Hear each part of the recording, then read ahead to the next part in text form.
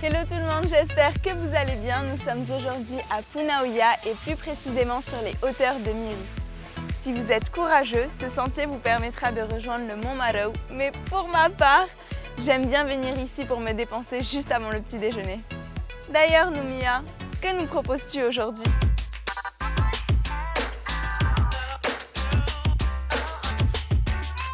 Yorana, c'est Noumia. Le matin, nous n'avons pas forcément le temps de faire un bon petit déjeuner. Et j'ai une idée. C'est pour cela que je vous propose une recette à faire en 5 minutes et à emporter avec vous. C'est parti pour les Energy Balls. Je prends une petite poignée de mes fruits secs pour pouvoir les écraser en petits morceaux. Et pour cela, j'ai mon pénou. J'écrase mes fruits secs grossièrement juste pour avoir quelques morceaux et pas la réduire en pâte. Je mets mes fruits secs dans un bol et je mélange le tout avec mes flocons d'avoine. Je mets 4 cuillères à soupe, je les mélange. Et enfin, je rajoute 4 à 5 cuillères à soupe de beurre de cacahuète. Maintenant, je mélange pour obtenir une pâte bien homogène. Je verse mon cacao en poudre sans sucre dans une assiette. Et maintenant, la partie fun, retour en enfance, faire des boules avec nos mains. Je roule pomme contre pomme, je fais une belle boule. Maintenant que ma boule est faite, je vais la rouler dans le cacao.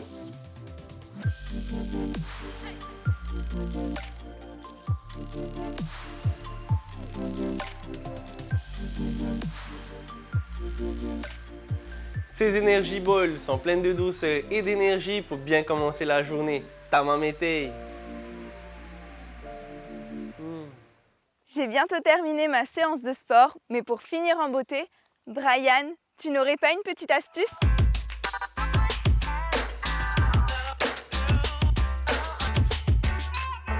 Yorana les amis, c'est Brian Gobré. Nous sommes ici au parc Auretiniho de Pirée. Nous avons la chance d'avoir de superbes machines dans un cadre merveilleux.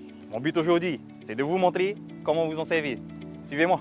Alors sur cette machine, nous allons travailler les dorsaux et les biceps. On vient, on agrippe très fermement ici les poignets, on se suspend, le dos bien droit et on monte.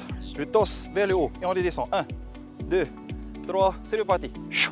1, 2, 3, 1, 2 et 3. On pense à bien respirer et à tirer avec les dorsaux et les biceps. 1, 2, 3, Tout de suite, on enchaîne avec toujours un exercice de traction. On va juste changer de prise, on agrippe. Ici, on se suspend et c'est reparti. On tire. 1, 2 et 3. On tire toujours avec les dorsaux et les bras. 1, 2 et 3. Et on remonte. 1, 2 et 3. Voilà les amis, sur cette machine, vous allez me faire 4 séries de 2 à 5 répétitions pour chaque mouvement. Quant à moi, bien sûr, on se retrouve très bientôt pour de nouveaux exercices sur de nouvelles machines. Bon courage les buds! Merci Brian pour tes précieux conseils. Quant à moi, je file au marché chercher un potiron, je me change et on se retrouve en cuisine avec Nat. A tout de suite!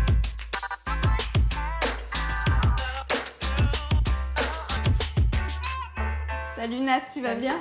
Oui, je vais bien, Océane. Alors regarde ce que j'ai ramené dans mon joli petit panier. Il est magnifique. Alors je suis allée au marché ce matin. Mautini. Un potiron, c'est ça. J'ai pris également une noix de coco. D'accord. Et dans mon petit sac réutilisable, j'ai des patates douces. Oumara, merveilleux. Et du coup, est-ce que tu penses pouvoir me faire une petite recette sympathique avec ces ingrédients? Écoute, là, tout de suite, il me vient à l'idée une merveilleuse recette. Velouté de mautini aux patates douces avec un filet de lait de coco à l'intérieur. Ça donne envie, hein? Ah, génial.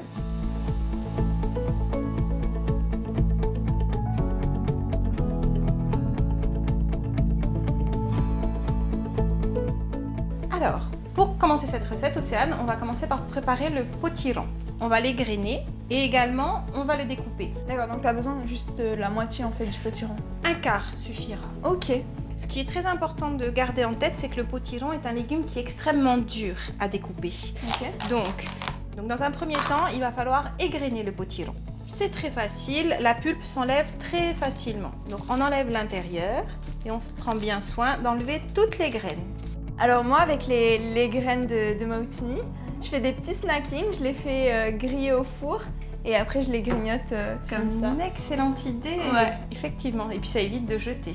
Exactement. On va commencer par éplucher le mautini. C'est quelque chose d'assez compliqué parce que le mautini, la peau est dure. Donc tu dois y aller au couteau. Tu y vas bien sec. Alors, Je fais travailler les biceps là. c'est exactement ça. Du coup c'est 2 en 1. Tu fais la cuisine et en plus tu travailles les biceps. Oui. Après je sais qu'on peut trouver dans les grandes surfaces des potirons déjà coupés. Tu peux les avoir déjà épluchés, mais c'est vrai qu'ils seront beaucoup plus chers. Oui. Là, notre potiron est bien propre. On le découpe en morceaux. Tu vois, là, il faut forcer Ouais. encore. Hein. La cuisine, c'est du sport. Tu découpes ça grossièrement. Alors, tu peux découper grossièrement parce qu'en fait, on va le cuire à la vapeur. Maintenant qu'on a fini nos potirons, on passe à quoi? On attaque la cuisson. Donc, pour ça, on va utiliser un cuit-vapeur. Alors, le principe de la cuisson à la vapeur, c'est quelque chose d'extrêmement intéressant parce que ça préserve toutes les vitamines, les nutriments. Et ça permet d'avoir une cuisson extrêmement douce. Au fond, tout au fond, j'ai rempli de l'eau. Là, je vais y placer les patates douces en premier. Je ne veux pas les éplucher. Et le produit s'oxyde vite. Tu sais, ça change de couleur. Alors que si on les met directement à l'intérieur bien brossées et qu'après on les épluche une fois qu'elles sont cuites, c'est beaucoup plus facile. D'accord. You wash it, you wash it. 3 times. Voilà, donc elles sont bien rincées. Alors, tu les mets sur le premier étage. Et on va rajouter juste au-dessus l'étage pour le potiron. D'accord. Je t'en prie. L'avantage de la cuisson vapeur également, ça permet de ne pas utiliser de graisse animale ou végétale. Donc c'est une cuisson qui est extrêmement saine. D'accord. Et maintenant, on met au feu pour 25 minutes. Super. Est-ce que vous savez que le potiron est riche en protéines, en fibres et surtout très peu calorique? Alors, on peut le consommer sans modération. Pendant que les légumes sont en train de cuire, on va s'occuper de l'oignon et de l'ail. Donc pour cette recette, il nous faut la moitié d'un oignon. Alors l'oignon et l'ail sont des condiments qui sont impératifs dans chaque recette. C'est ce qui donne du goût. Alors, on découpe en fines lamelles.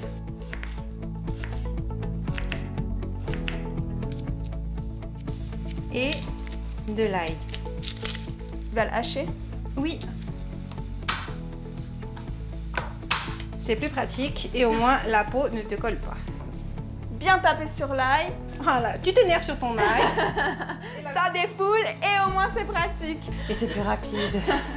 Et moi qui m'embête à le décortiquer, hein? Tu sais, la cuisine, en fait, il y a plein de techniques comme ça qui nous permettent de cuisiner plus rapidement et plus facilement. Que si tu y vas tout doucement, tu vas passer des heures en Ah cuisine. oui. Dans nos vies modernes, c'est pas possible. Ouais.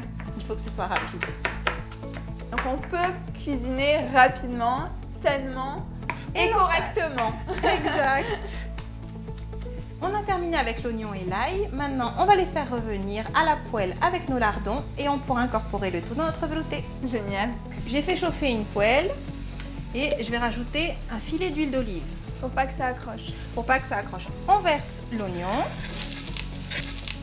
Donc on commence par l'oignon. et après, tu mets l'ail. Tu entends? Ça chante déjà. Et on remue. La douce musique de la nourriture. C'est ça. Alors, il n'y a pas besoin de les faire trop colorés. Et tu les laisses combien de temps dans la poêle? À peu près 1 minute. Juste histoire que ça se ramollisse un peu, c'est ça? Voilà. Je verse mes lardons à l'intérieur. Et je remue bien. Il faut faire attention avec le sel dans cette recette parce que les lardons sont déjà salés. Moi, je te conseille de saler et de poivrer à la fin. En fonction des goûts. Exactement. Notre lardon est bientôt terminé. On va en profiter pour regarder comment sont nos légumes. Nos légumes sont prêts. Nos lardons sont prêts. On les met de côté et on les utilisera pour monter notre velouté dès qu'on aura fini de tout préparer. Nos légumes sont prêts. Là maintenant, on va s'occuper d'éplucher notre patate douce. Tu te rappelles tout à l'heure, je te disais ne pas les éplucher quand elles sont crues. C'est beaucoup plus facile une fois qu'elles sont cuites. Un couteau, s'il te plaît. Moi, je vais prendre le grand et toi, tu vas prendre le petit. À deux, ça ira plus vite. Alors, tu as juste besoin de gratter Ça va s'enlever tout seul. Ah, c'est chaud. Voilà. Donc, si c'est vraiment très chaud, peut-être les passer sous l'eau froide. Oui, ou attendre 5 minutes que ça refroidisse un petit peu. Elles s'oxydent très vite et donc c'est quand même préférable de les éplucher comme ça. Tu gardes un joli légume. Est-ce que tu peux me dire pourquoi tu as choisi des pommes de terre douces à la place des pommes de terre normales, par exemple? D'abord parce que c'est local. Elles sont cultivées du côté de Papara. Et également parce qu'elles ont un apport nutritionnel beaucoup plus intéressant que la pomme de terre classique. D'ailleurs, c'est pour ça que tous les grands sportifs choisissent la patate douce au lieu de la pomme de terre classique. Donc meilleur pour la santé. Meilleur pour la santé et également meilleur au goût. Là, tu nous as apporté aujourd'hui des patates douces jaunes, mais il y en existe également des violettes et des blanches. Donc ça permet de colorer les aliments et d'apporter une petite touche de couleur violette ou orangée naturelle. Ouais. Et je dirais même plus, elles sont très riches en fibres. Oui, c'est vrai. On va les découper grossièrement. Ça va comme ça? Oui, c'est parfait. C'est de l'art. Tu fais ça bien. Et maintenant, on va mélanger ça avec le potiron dans le blender. On va commencer par mettre le mautini au fond et la patate douce en premier. Et on rajoute les patates douces. Et la recette, c'est pour combien de personnes? C'est pour deux? Pour 2 personnes.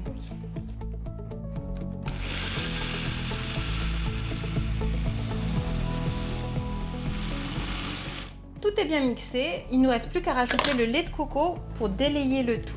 Donc, on verse le lait de coco à l'intérieur. Donc l'équivalent d'un coco. Non, ça sera beaucoup moins. Là, on met 100 ml à l'intérieur. Donc, on va tout mettre. Donc la moitié d'un coco. Voilà.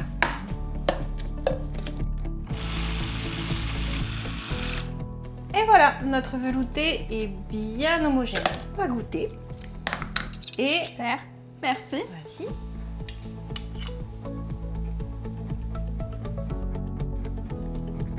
On sent bien le lait de coco, hein. Oui, et la patate douce, tu as vu. Alors là, on va juste rajouter un tout petit peu de poivre. Et j'aurais envie de te dire qu'on va même pas mettre de sel parce que Je suis d'accord. c'est suffisant. Voilà. Vas-y, Alors tu me dis stop. vas-y. Et c'est bon. Donc là, on va remuer une dernière fois pour bien tout mélanger. Et regarde. Tu as vu?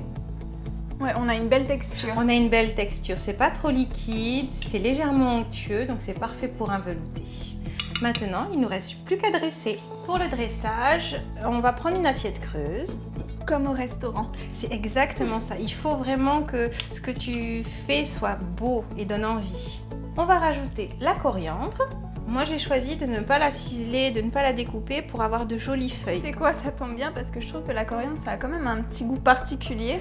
Il y a beaucoup de gens qui n'aiment pas la coriandre. Ouais, et je fais C'est partie de vrai. ces gens-là. Alors du coup, je suis bien contente que tu l'aies pas ciselée. C'est exactement ça. Comme ça, tu pourras la retirer si toi, tu ne l'aimes pas. C'est vrai ça. que c'est une herbe qui est extrêmement forte en goût. Et donc, du coup, c'est soit tu aimes, soit tu détestes. C'est ça passe ou ça casse. C'est exactement Voilà. ça. Là, maintenant, on va rajouter notre préparation faite à base d'oignons, d'ail et de lardons. Et tu mets une ou deux petites feuilles par-dessus. Juste pour la petite touche La finale. petite touche déco. Et voilà, Océane, ton velouté est prêt. Merci, ça a l'air super bon.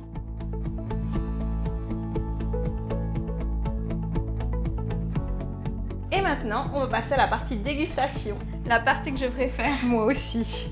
Alors, Je t'en prie. je prends un peu de tout. Voilà. Je vais t'accompagner également.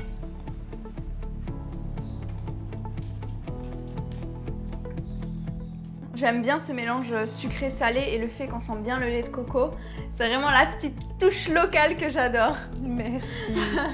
L'avantage avec cette recette, c'est qu'au moment du dressage, tu peux disposer les ingrédients au-dessus. La patate douce donne de la consistance et permet, tu vois, la décoration de tenir. Mais également, ça donne une certaine texture à l'ensemble. Donc, c'est pas juste un velouté fade ou simple, ça donne de la vie. On a un vrai repas équilibré. Et dis-moi, ça fait grossir? Non? Non. Ça tombe bien.